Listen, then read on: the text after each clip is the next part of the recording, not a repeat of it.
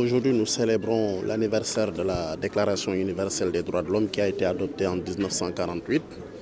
Et pour la situation du Sénégal, comprenez qu'aujourd'hui, cette déclaration figure bel et bien en bonne place dans la Constitution sénégalaise. Donc aujourd'hui, c'est une déclaration qui a valeur constitutionnelle. Déjà, rien que cela montre à quel point le Sénégal reste attaché donc à cette déclaration qui est un document extrêmement important de 30 articles.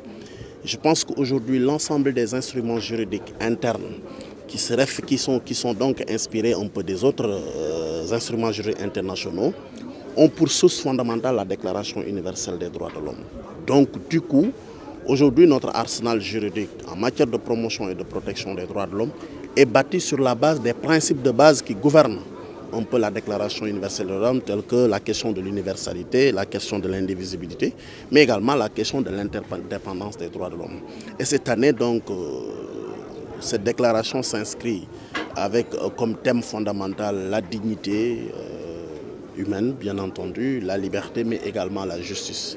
Parce que c'est aujourd'hui la dignité, le respect de la dignité humaine qui permet à donc, la communauté, qui permet à l'être humain de pouvoir donc, jouir de sa liberté, d'aller et de venir, de toutes ses libertés, mais également de, de réclamer justice pour tout ce qui concerne donc, son environnement. C'est la raison pour laquelle donc, nous attachons une importance particulière à cette journée internationale des droits de l'homme, qui, je le rappelle, constitue un peu le nœud gordien de tout ce que nous faisons en matière de promotion et de protection des droits humains. Mais de façon globale, oui, les droits de l'homme sont respectés, mais vous savez, il n'y a jamais de respect absolu en matière de droits de l'homme. Parfois, quand nous interrogeons un peu certains secteurs, aujourd'hui, vous avez vu, la question de la liberté de la presse est encore agitée, la question de la liberté d'expression est encore agitée, alors qu'il y a un arsenal juridique très abondant pour ce qui concerne donc la protection de la liberté d'expression et de la liberté de presse. Le plus récent, c'est le code de la presse, le nouveau code de la presse qui est un code conventionnel qui a été rédigé avec les différents acteurs, mais n'empêche aujourd'hui la problématique se pose. Je pense que l'enseignement majeur qu'on doit tirer de tout cela, c'est à chaque fois qu'il y a un peu une discussion ou bien quand il y a des divergences de vues par rapport donc à l'appréciation d'une liberté ou d'un droit fondamental, il faut avancer, en tirer des enseignements et donc comme un accord essayer de corriger ce qu'il y a à corriger. Mais il est évident que malgré tout le dispositif qui est mis en place, il y a toujours des hauts et des bas et il va falloir aller dans le sens donc de prendre en compte tout cela et de réformer.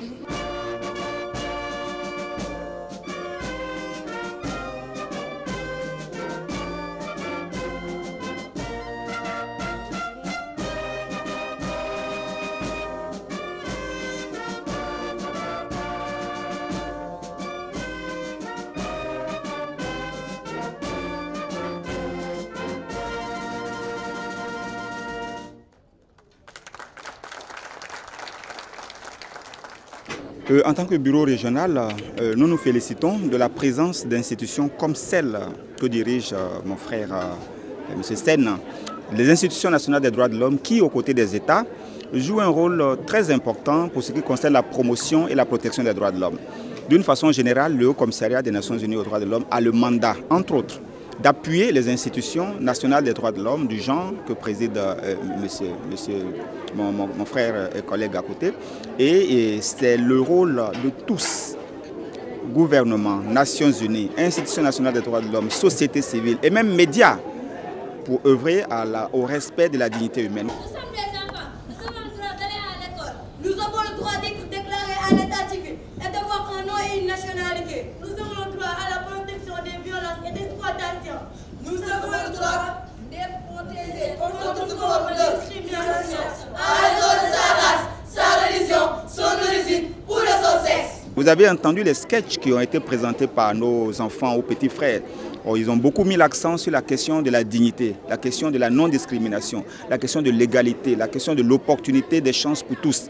Je pense que vous aussi, en tant que médias, avez un rôle très important à répercuter ce genre d'informations auprès des populations qui, soit par ignorance, soit par autre défaut, seraient tentées de ne pas respecter le droit d'un enfant d'aller à l'école, ou bien ne pas respecter la dignité d'un homme ou d'une femme ou d'une fille ou d'un enfant. Donc la question de la dignité humaine, il nous revient à tous d'œuvrer en vue de sa promotion, mais aussi en vue de sa protection. Je pense qu'il est important que tout le monde soit sensibilisé à cette question, que l'État agisse encore plus vigoureusement, parce que ces questions touchent aussi aux droits économiques, sociaux et culturels, et il appartient à l'État de jouer un rôle avec l'accompagnement des Nations Unies et d'autres institutions, en vue de prévenir la chose et de s'assurer que tout le monde est sensibilisé sur la question de la dignité humaine. Mille mélodies qu'aujourd'hui ma voix vous pianotera. Chacun de mes mots sont des notes que mon texte vous indexera. L'art est la porte que je porte partout où je dois entrer pour porter ma voix. Parce qu'ils disent tous que femme égale blâme, égale drame, égale larme, égale alarme, alors nous avons le droit d'être soignés et de bénéficier des soins adoptés à notre âge. Nous avons le droit de jouer, de lire et de rêver. Nous avons le droit à une alimentation suffisante et saine. Nous avons le droit à une protection spéciale pour tous les enfants rusés et handicapés. Nous avons le droit d'accéder à l'information, exprimer notre avis et d'être entendus. Nous avons le droit d'être nourris, logés et grandir dans de bonnes